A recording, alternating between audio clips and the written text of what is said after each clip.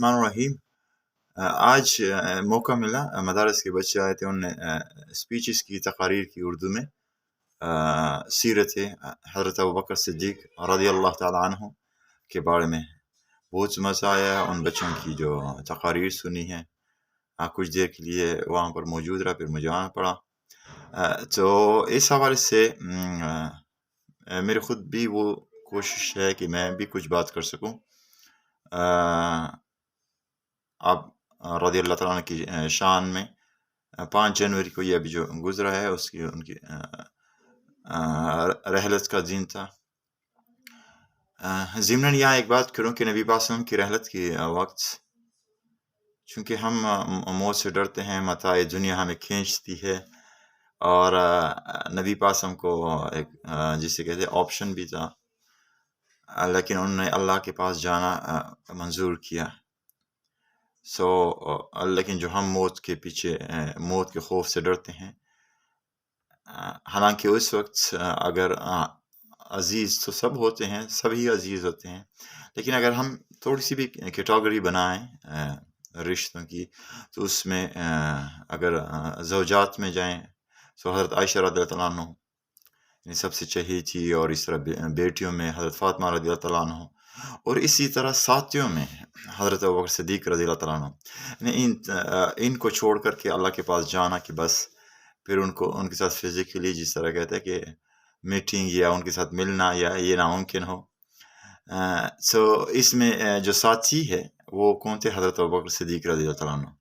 حضرت ابوبکر صدیق رضی اللہ کی عظمت کو اگر دیکھا جائے تو ساتھی کو اگر ہم ڈیفائن کریں کہ ساتھی کون ہوتا ہے، آپ کی لائف میں بھی ساتھی ہوتے ہیں، رشتہ دار ہوتے ہیں، میاں بیوی ہوتی ہے، آپ کی مسز ہوتی ہے، آپ کے اسی طرح آپ کے بچے ہوتے ہیں، باقی رشتہ دار ہوتے ہیں، اور بھی ہوتے ہیں، لیکن کوئی نہ کوئی ایک ایسا ایک آپ کا ساتھی دوست ہوتا ہے جو مخلص ہوتا ہے، اور آپ اس کے لیے فرسٹ پریورٹی ہوتے ہیں، آپ ہی سب کچھ ہوتے ہیں، اور آپ ہی وہ ہوتے ہیں۔ یہ وہ ساتھی تھے نبی پاک صلی اللہ علیہ وسلم کے، جس کا نام حضرت ابوبکر صدیق رضی اللہ عنہ تھے۔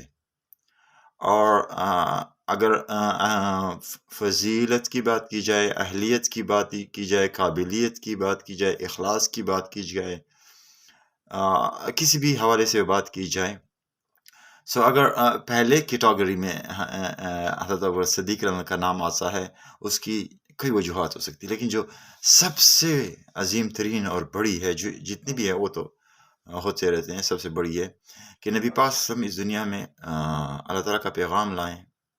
قرآن مجید آخری کتاب ہے، نبی پاک صلی اللہ علیہ وسلم آخری رسول تھے، رسول ہیں، اور تو ان کی جو ہم مسلم جو جس کو فالو کرتے اسلام کو، ایک درخت یا ایک بلڈنگ یا ایک عمارت نبی پاک صلی اللہ علیہ وسلم نے وہ کھڑی کر دی تھی، رائٹ؟ تو اس لیڈر کے جاننے کے بعد، اس رہنما کے جاننے کے بعد، اس نبی رسول کے جانے کے بعد، تو اس کے بعد پھر اس میں ظاہر بات ہے اس کو اسی طریقے سے قائم اور دائم رکھنا، ہو بہو اس طریقے سے، یہ ناممکن، بڑا مشکل ہوتا ہے۔ اگر آپ کسی بھی ہسٹری میں، آج کی ہسٹری میں یا آج کے دور میں یا پرانے ہسٹری میں چل جائے نا، اس میں کچھ کمی بیشی آ جاتی ہے، ہو بہو نہیں ہے، لیکن واحد وہی شخصیت ہے حضرت ابوبکر صدیق رضی اللہ عنہ، جنہوں نے اس عمارت کو اسی طریقے سے قائم و دائم رکھا، اور یہ ان کی اہلیت تھی، ان کی فضیلت تھی۔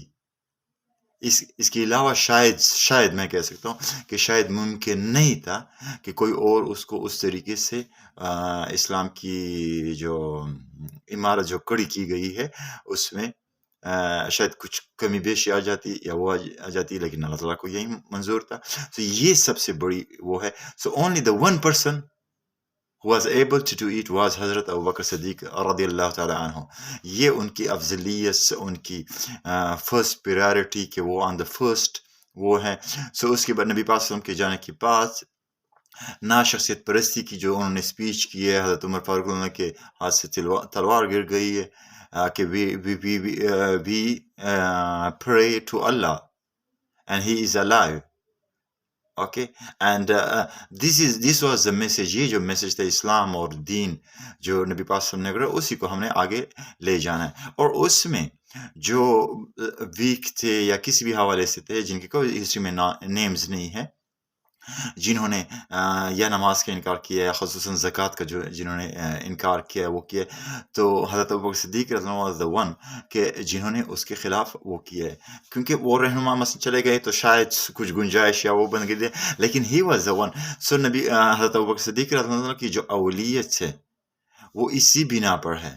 Or means like on one side if Muslims, on the other side non-Muslims. So Muslims کے لیے رہنما کون تھے؟ نبی پاک صلی اللہ علیہ وسلم، اور نان مسلم کے جو بھی ان کے ہوتے تھے، رائٹ. سو this was نبی پاک صلی اللہ علیہ وسلم کے جانے کے بعد here was حضرت ابوبکر صدیق رضی اللہ عنہ and the other side was the کفار یا جو بھی نان مسلمس تھے وہ آ جاتے تھے، خواہ منکرین زکان ہوتے یا نبوت کے دعوے دار ہوتے یا جو بھی ہوتے رہے، وہ on the other side. On this side was other, and this is proven by history.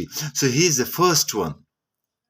And there is no یہ جو کچھ غلط فہمیاں ہیں، غلط وہ ہیں، this is the pure Islamic point of view کہ جس کو ایک منظم کیا ہے. اور اگر سپوز اس کو لوگ ڈیپلی انڈرسٹینڈ کر دیں، سو دے ول ناٹ بلیو ان شخصیت پرستی میں، وہ اعتبار نہیں کریں گے نبی کے بعد اور کوئی معصوم، کوئی نبی، کوئی وہ اس میں بھی اعتبار نہیں کریں گے.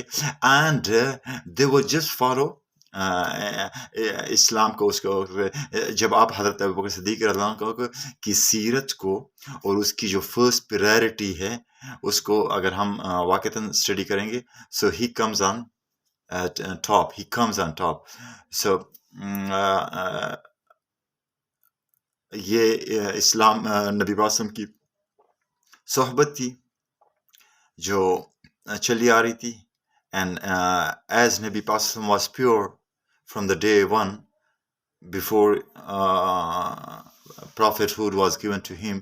اور اسی طرح حضرت ابوبکر صدیق رضی اللہ عنہ بھی صاف ستھرے انسان تھے، اسلام سے پہلے اور اسلام کے بعد. And we are very much thankful کہ حضرت ابوبکر صدیق رضی اللہ عنہ کی بدولت ہی نبی وسلم کی رخصت ہونے کے بعد وہ جو ایک عمارت تھی وہ اس میں کوئی دراڑ، کوئی 1 انچ برابر کوئی کمی کوتاہی نہیں آ سکی. السلام علیکم.